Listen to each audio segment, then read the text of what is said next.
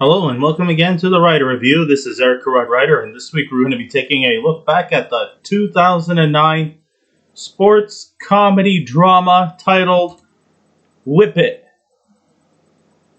Now, Whip It runs for 1 hour and 51 minutes long.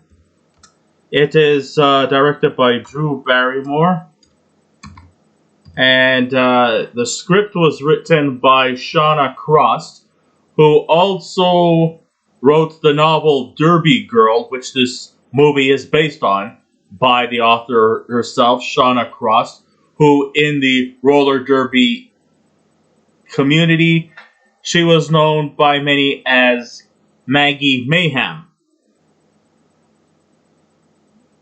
Okay, not only did Drew Barrymore direct the movie, she also produced it along with Barry Mendel.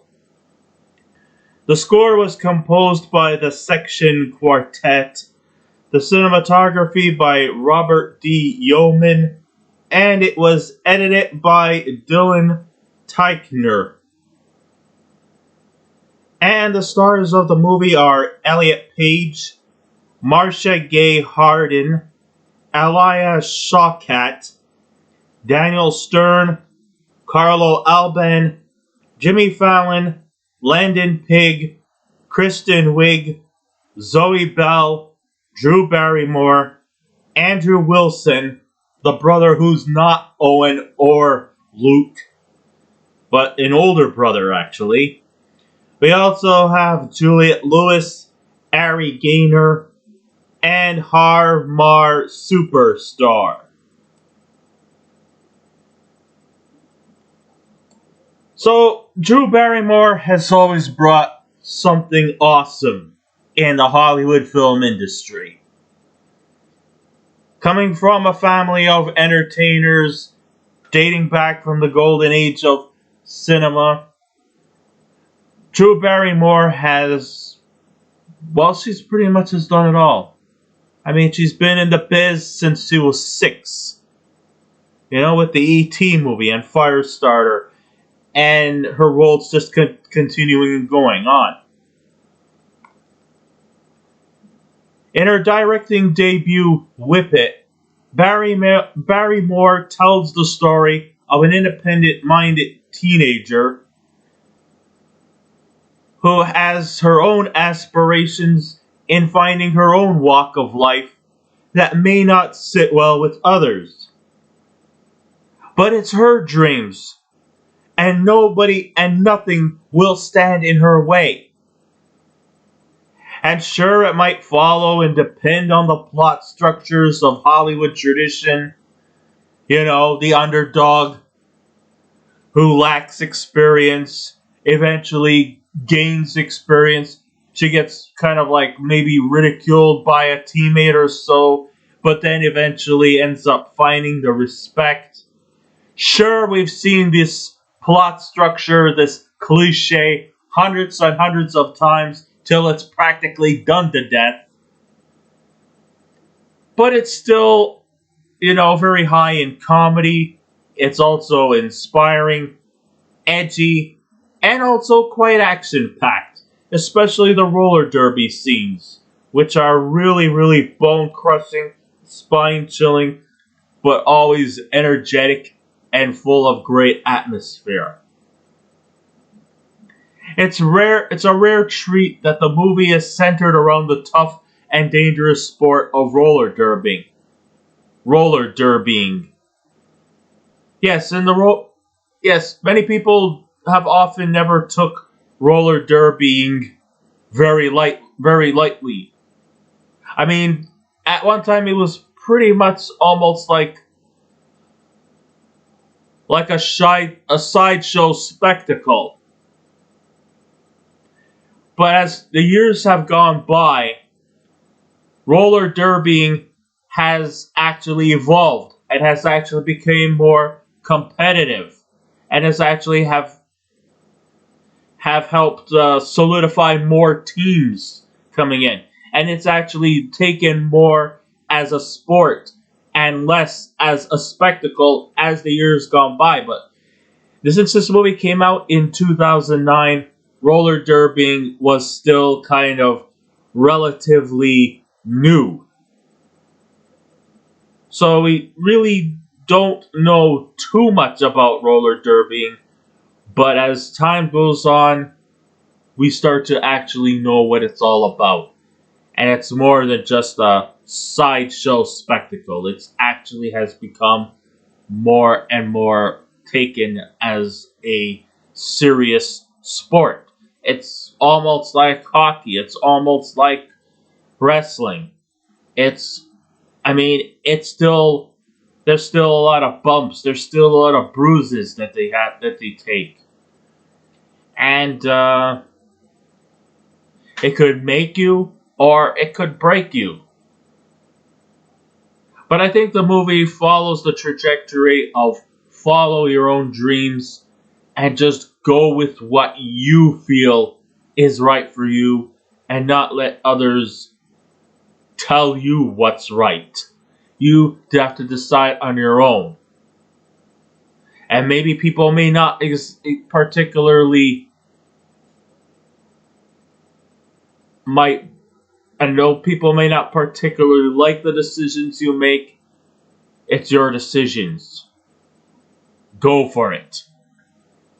If you're happy, then I don't see why anybody else should be.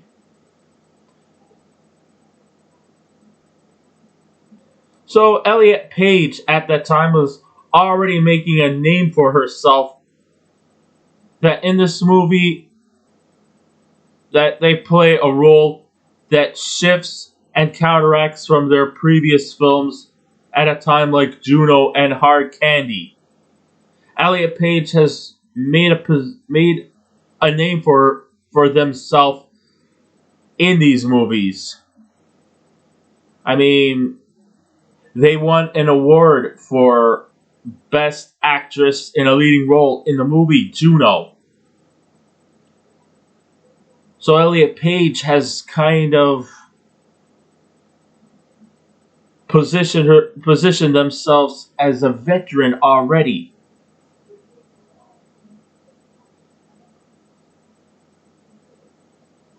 And Hard Candy 2 was also another great movie that they also starred in that has also been garnered with a lot of positive reviews. Page has solidified themselves as one of the best performers in the industry. So Elliot Page, who was still back then known as Ellen Page, stars here as Bliss Cavender, a teenager from the small suburban town of Bodine, Texas, in what she describes as an armpit of a town, which goes against the fabrics of her first name. Now, of course, when you think about this movie, of course you'll think about, how a lot of teenagers hate living in the suburbs and would prefer to move into cities. Because let's face it, suburbs are boring. Not a lot goes on in the suburbs. So, yeah, it's quite obvious that she seems kind of somewhat restless in her small little town. She still has great aspirations in life or to find any way, shape, or form to get out of Bodine. Even though she is introverted, she also seems unaware that when people pass her by, they ostracize at her at every chance they get. She also lives in a household with a beauty pageant obsessed mother named Brooke, played by Marcia Harden, who feels that these pageants are the keys to a prosperous future. Now, Bliss obviously does not like beauty pageants. But because her mother in the family calls the shots, she's the one who wears the pants in the family. She's the ruler. She's the queen. Hell, even her husband, Earl, played by Daniel Stern, also has to submit to her roles. Yes, it's another Marcia Gay Harden film where she once again is cast as an overbearing mother. Well, here she is again, playing that same similar type of role that I have seen her in many times. She can practically play this kind of role with her eyes closed and just seems so organically natural in the position she's in. So once again, she is forcing her daughter, well, her daughters, she's got two daughters. One is, of course, almost like a kid daughter, and the other one is like an adolescent. 17 years old to be particular. That's how old Bliss's character is. Even though Elliot Page, when they played this role, they were 22 at the time. But then again, a lot of 20-year-old actors and actresses tend to still get cast as teenagers.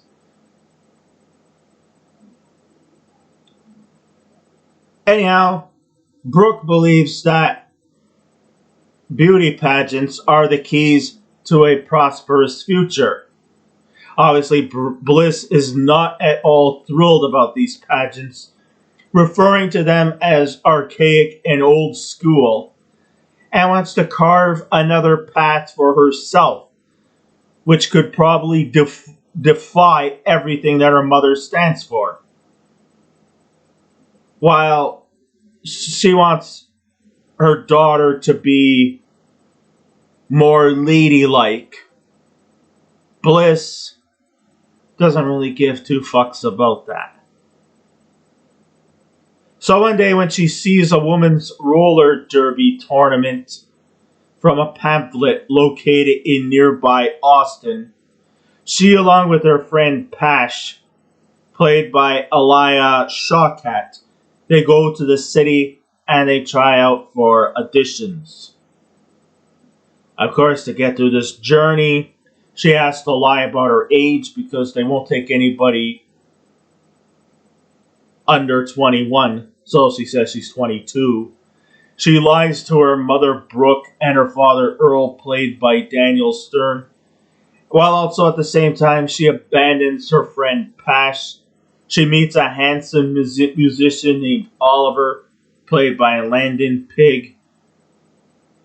And most of all, she finds herself and makes it her destiny to find something she's passionate about. Of course, her journey is not going to be that easy, and it doesn't mean just necessarily on the roller derby field or near or in the sports venues where they compete. Sure, there is competition there, even though there's only two teams. But the thing about the team is that they all seem to be somewhat passive aggressive in their ways of them playing because, they say, hey, we're in second place. Yeah, but the reason why you're second place is because there's only two teams. So that doesn't really actually necessarily mean you girls are winners. You're losers. Which is roughly what their coach says. But they don't really give a fuck about winning or losing.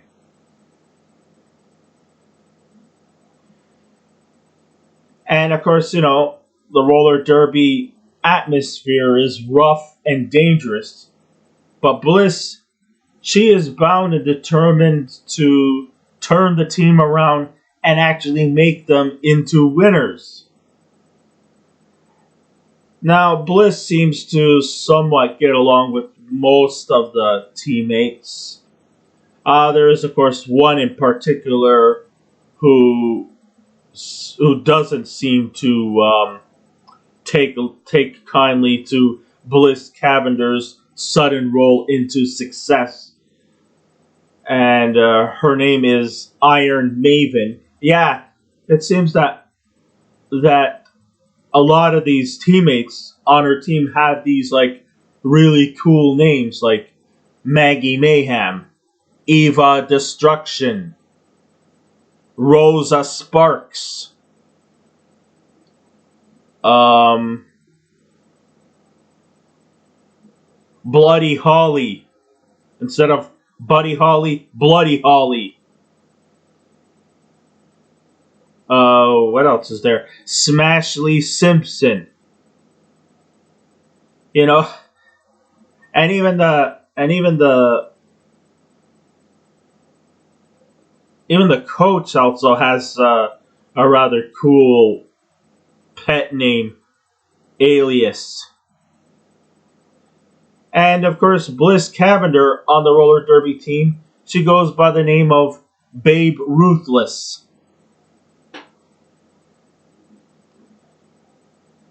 I mean, Bliss just seems to enjoy the atmosphere that she's in. And one of the things that makes her stand out from all the other teammates is that she actually has a lot of great speed and a lot of great energy.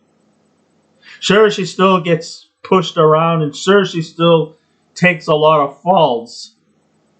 But one of the things about her is that she's resilient, and that she could get back up at a relatively quick pace.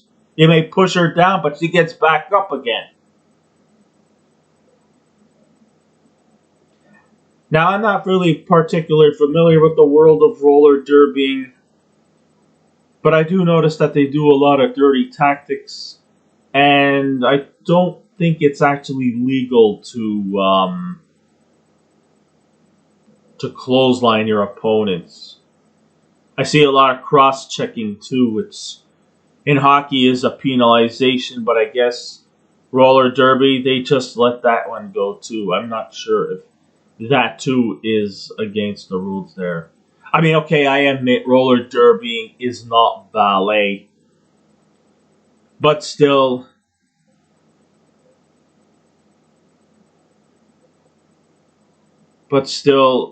they do still have rules and regulations, and unnecessary roughness could lead to either suspensions or things like that. But there's also a lot of hardships that go with it too. Of course, you all know her mother does not approve of her doing roller derbying. Her father, who seems like just goes along with Brooks overbearing rules, also does not at first seem to approve of Brooks' decisions. So they take away her skates, even though she had to kind of sneak around to get it back. She eventually runs away from home, feeling that her parents just don't seem to accept something that she actually likes and still wants to continue to forcefully get her into pageants. But a lot of things also to come a longer way too, with their abandonment of Pash because she got arrested for underage drinking. Pash is now worried that because she has ambitions to get out of Bodine to take part in Ivy League college or some Ivy League university, now her chances of getting into a big wig university is almost in ruins because you got arrested for underage drinking while Bliss practically got away with it, and they abandoned and then they decided not to become on speaking terms with each other. Bliss, of course, falls in love with a musician who plays some kind of like Christian rock band. His name is Oliver. And, they get into intimate relations with each other. They do, typical teenage, even though I think the guy was kind of like maybe in his mid-20s. I don't know. At first, they seem like a great couple, but then when she tries to call him, he never returns their calls. And then she goes online to look into his profile of his band Striper, I think it was. I don't know. And it also has been revealed that Oliver is not, the honest guy that he claims to be. He actually has also, he seems to be a groupie type. He behind her back, he's cheating on her. So then eventually she dumps him.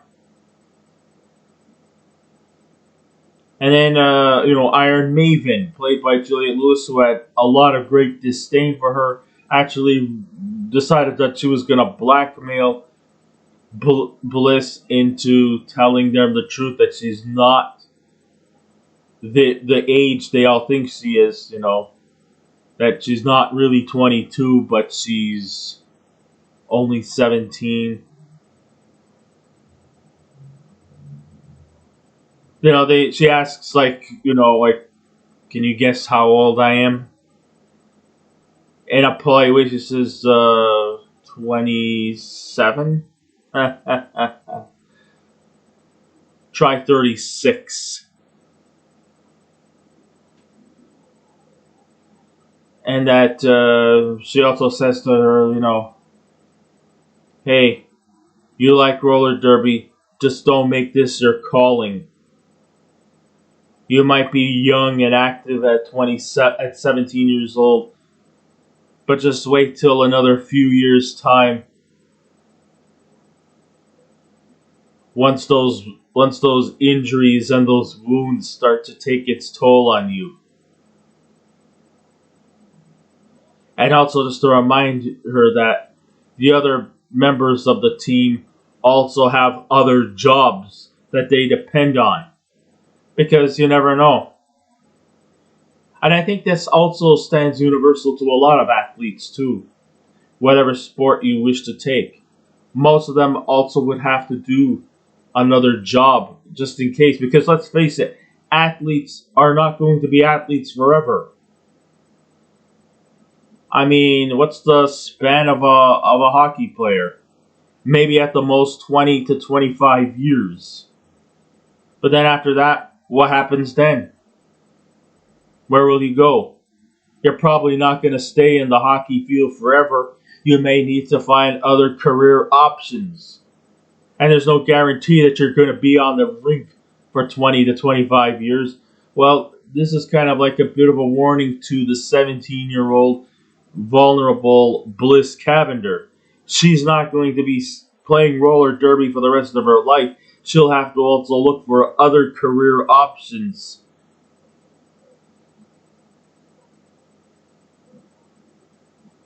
To survive.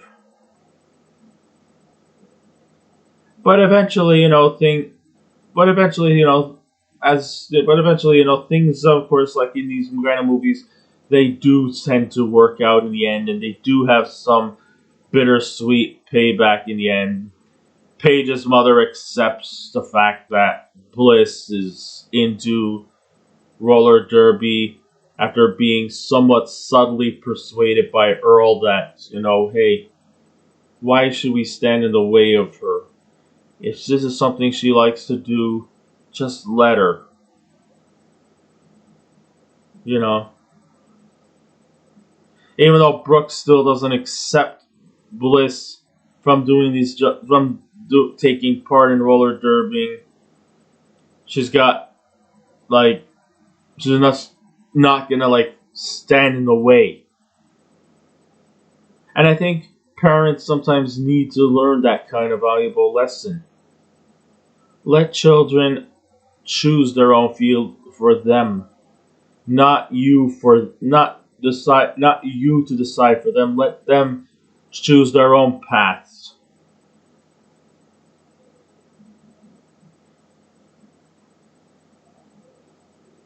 And besides that, she thinks that, and of course, Brooke also might stand a little bit hypocritical on herself too. I mean, she thought that beauty pageants was going to make her into a better person. But what is her profession? She works in the postal service. Not to say that there's anything wrong with that, but it's not exactly a glorified life. I mean, they're not actually living in luxury. They seem to live in a more humble abode. I guess they're well off, but they're not like millionaire rich.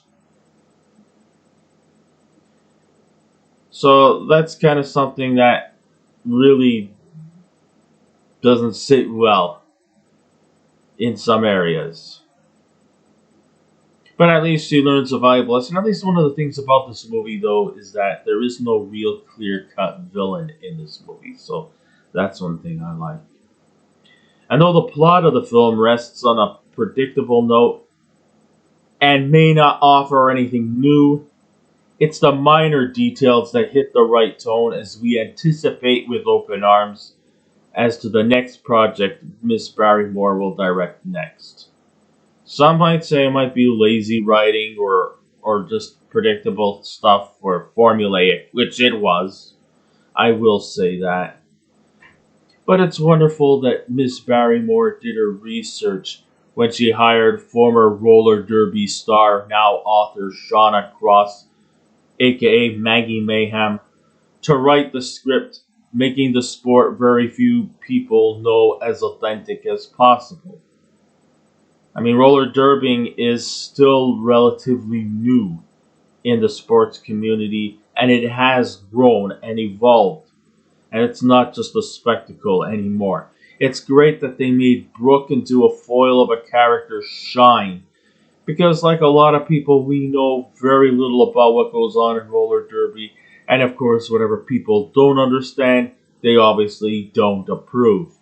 So, even though Brooke might be the leading antagonist in this movie, she's not particularly evil. She's just does not seem to understand what's going on.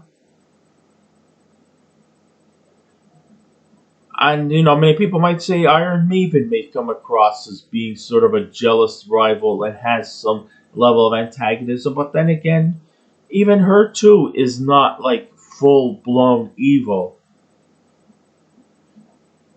She's just I think she kind of may have some level of mutual respect and admiration, which kind of might even rest on a bit of some jealousy, some envy.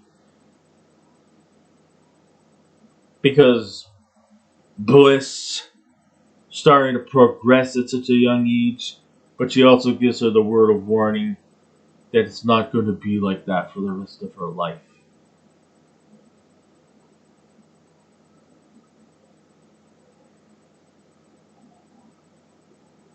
That is why Brooke is such a useful and important character.